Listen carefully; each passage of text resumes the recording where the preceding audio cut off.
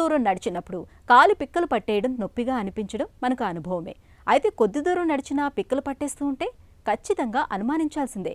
వయసు పైబడుతుందని మోకాళ్ళ నొప్పులు మొదలైపోయాయని భావిస్తూ ఇలాంటి పిక్క నొప్పుల్ని మనలో చాలామంది పెద్దగా పట్టించుకోరు, తేలికగా తీసుకుంటూ ఉంటారు. నిజానికి ఇలాంటి పిక్క నొప్పుల వెనుక కొన్నిసార్లు ప్రమాదకరమైన పీవీడీ జబ్బు కారణంగా ఉండే అవకాశం ఉంది. పెరిఫెరల్ వాస్కులర్ డిసీజ్గా పిలిచే ఈ జబ్బు గురించిన పూర్తి వివరాన్ని డాక్టర్ని అడిగి ఇప్పుడు తెలుసుకుందాం.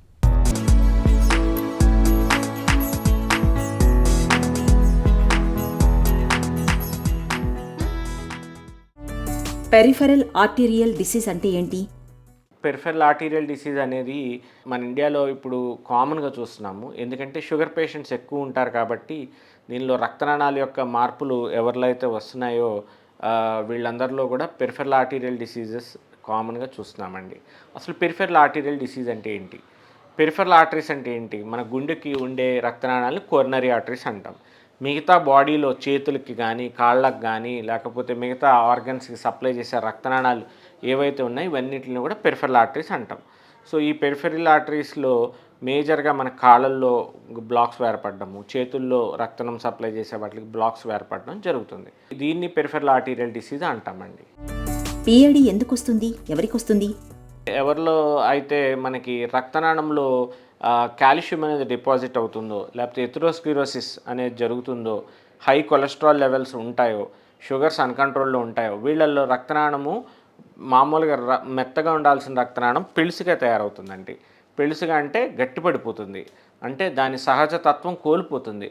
ఎలా అంటే మనము కొత్తలో ఒక గొట్టం కొన్నప్పుడు ఎలా మెత్తగా ఉంటుంది, కొన్ని రోజులు ఎండలో పడేస్తే అది గట్టిగా అయిపోయి మనం ఇలా అనగానే ఇరిగిపోవటం ఎలా జరుగుతుందో, అలాగే రక్తనాళంలో కూడా సహజతత్వం పోయినప్పుడు గొట్టంలో ఆ రక్తనాళంలో కూడా ఆ పెళుసుతత్వం ఏర్పడినప్పుడు ఆ బ్లాక్స్ అనేవి ఏర్పడతాయి. దీన్ని ఎథెరోస్క్లెరోటిక్ కానీ కాల్సిఫైడ్ డిసీజ్ కానీ బ్లాక్స్ అని కూడా ఇవన్నీ రకరకాల పెథాలజీస్తో మనం పిలుస్తూ ఉంటాం. సో ఈ సమస్యల్ని మనము పెరిఫెరల్ ఆర్టీరియల్ డిసీజ్ యొక్క కారణాల కింద చెప్పుకోవచ్చు. మెయిన్గా దీనికి మన లైఫ్ స్టైల్ కూడా చాలా ఇంపార్టెంట్. ఎవరిలో అయితే సెడెంటరీ లైఫ్ స్టైల్, స్ట్రెస్ ఇలాంటివన్నీ ఎక్కువ ఉంటాయో వాళ్ళల్లో ఈ పెరిఫెరల్ ఆర్టీరియల్ డిసీజెస్ అనేది కూడా ఛాన్సెస్ ఎక్కువ ఉంటుంది. షుగరు, బీపీ వీటితో, స్మోకింగ్ వీళ్ళతో పాటు. పిఐడిలో సిమ్టమ్స్ ఎలా ఉంటాయి? ఫస్ట్లో కొంతమందిలో ఏంటంటే కాళ్ళల్లో పిక్కలు పట్టేయడం జరుగుతుంది. సో కొద్ది దూరం నడవంగానే ఒక 100 అడుగులు వేసిన తర్వాత కాళ్ళల్లో నొప్పులు మొదలవుతాయి. నొప్పులు మొదలై కూర్చొని వాళ్ళు రెస్ట్ తీసుకున్నాకే మళ్ళీ నడవగలుగుతారు. అది కొంతమందిలో 100 అడుగులు అవ్వచ్చు, కొంతమందిలో 500 మీటర్స్ అవ్వచ్చు. Depends upon the disease state and మన డిసీజ్ ఏ స్టేజ్లో ఉన్న దాన్ని బట్టి ఉంటుంది. సో ఫస్ట్ స్టార్టింగ్ ఇలాగా నడవలేని స్థితిలో బ్లాక్ అదే కూర్చొని రెస్ట్ తీసుకోవాల్సి వచ్చిన తర్వాత దాన్ని క్లాడికేషన్ అంటామండి. ఎంత దూరం వెళ్తున్నారో దాన్ని క్లాడికేషన్ డిస్టెన్స్ అంటాం. సో ఫస్ట్ క్లాడికేషన్ అనేది డెవలప్ అవుతుంది. ఈ క్లాడికేషన్ స్టేజ్ నుంచి స్లోగా రెస్ట్ పెయిన్ అనేది కూడా డెవలప్ అవుతుంది. అంటే వాళ్ళకి ఆ డిస్టెన్స్ తగ్గిపోవడంతో పాటు మామూలుగా ఇంట్లో కూర్చున్నప్పుడు కూడా కాళ్ళల్లో కానీ చేతుల్లో కానీ తీవ్రమైన నొప్పి రావడం అనేది జరుగుతుంది. ఎందుకు? రక్త ప్రసరణ అందక చేతులకి కాళ్ళకి.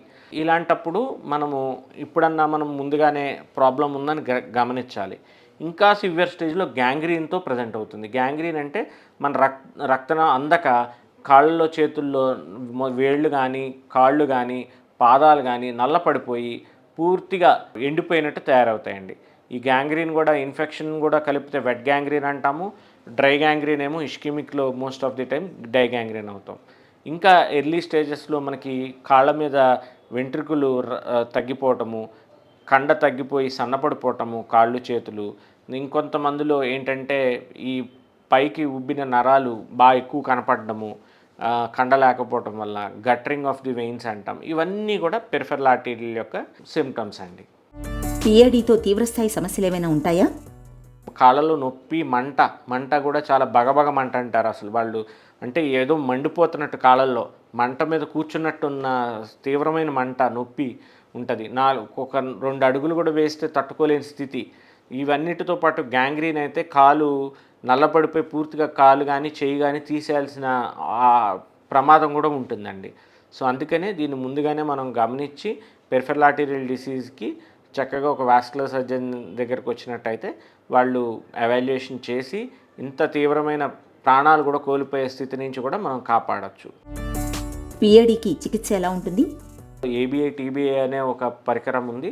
దానిలో ఏంటంటే మనం వచ్చిన పేషెంట్కి మనం ఎవరైనా అయితే సస్పెక్ట్ చేస్తామో ఆ ఏబిఐ టీబీఐ చూస్తే ఎంత పర్సంటేజ్ బ్లడ్ ఫ్లో వెళ్తుంది కాళ్ళల్లో కానీ చేతుల్లో కానీ అనేది తెలుసుకుంటాము.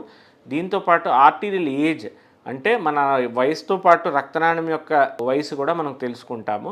సో దీనివల్ల ఏంటంటే మన రక్తనాళం ఏజ్ ఎక్కువ ఉందంటే ఏంటండి, డిసీజ్ యొక్క పరిణామం ఎక్కువ అవుతుందని. మన ఏజ్తో పాటు ఉందంటే మంచిగా నార్మల్గానే ఉందని. సో దాన్ని బట్టి కూడా మనం ముందుగానే పెరిఫెరల్ ఆర్టీరియల్ డిసీజ్ని గుర్తించవచ్చు. ఇది ఇంకా అవసరమైతే డాప్లర్ స్కానింగు, సిటీ యాంజియోగ్రాము అనేది కూడా చూసుకుంటాము. దాన్ని బట్టి మనము ఎక్కడి నుంచి ఎక్కడి వరకు బ్లాక్ ఉందనేది మనం చూసుకొని మనం ఫర్దర్గా ప్రొసీడ్ అవ్వడానికి ఈజీగా ఉంటుందండి. దాని ప్రకారం పిఏడిని నివారించుకోవచ్చా? దీన్ని పూర్తిగా నివారించుకోవచ్చండి. వన్స్ వచ్చిన తర్వాత ఎర్లీ స్టేజెస్లో ఉంటే చక్కటి మందులు ఉన్నాయండి. ఇప్పుడు చక్కగా ఆ మందులు తీసుకుంటేనే చాలు, అసలు ఏమీ ట్రీట్మెంట్ కూడా వేరేది ఏమీ అవసరం లేదు. కొంతమంది ఇంకొద్దిగా అడ్వాన్స్డ్ స్టేజెస్లో ఉన్న వాళ్ళల్లో మనం యాంజియోప్లాస్టీ అని చిన్న సూదుతోనే ట్రీట్మెంట్ ఉంటుంది. వాళ్ళు ముందుగానే వచ్చినట్టయితే ఒక బెలూన్ లాంటిది లోపలికి పంపించి దాన్ని డైలేట్ చేస్తాము, అవసరమైతే స్టంట్ వేస్తాము. ఇప్పుడు యాంజియోప్లాస్టీలో కూడా ఐవీఎల్ అనే కొత్త పద్ధతి వచ్చింది.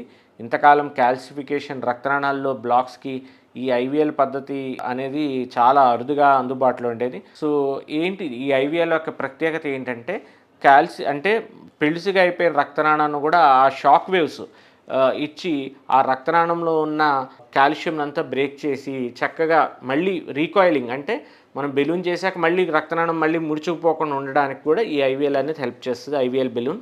సో ఇలాంటి యాంజియోప్లాస్టీ చేసుకొని కూడా మనము చాలా కేసెస్లో మంచి రిజల్ట్స్ పొందుతున్నాము. ఇంకా అడ్వాన్స్డ్ చికిత్స ప్రాబ్లంలో ఉన్న వాళ్ళు బైపాస్ కూడా చేస్తాము. మనం హార్ట్కి ఎలాగైతే బైపాస్ చేస్తామో కాళ్ళల్లో కూడా బైపాస్ సర్జరీ అనేది చేసి కూడా కాపాడతాము.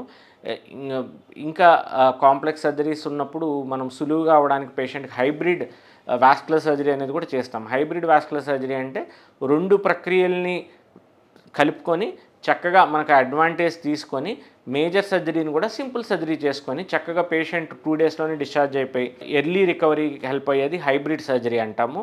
కొద్ది దూరం నడిచినా పిక్కలు పట్టేస్తున్నప్పుడు, కాళ్ళు గుంజుతున్నప్పుడు ఆలస్యం చేయకుండా వెంటనే డాక్టర్ని సంప్రదించాలి, పరీక్షలు చేయించుకోవాలి. పీవీడీ జబ్బును త్వరగా పసిగట్టడంతో పాటు అంతే త్వరగా చికిత్స తీసుకోవాలి. అప్పుడే పీవీడీ జబ్బు నుంచి పూర్తిగా బయటపడొచ్చు.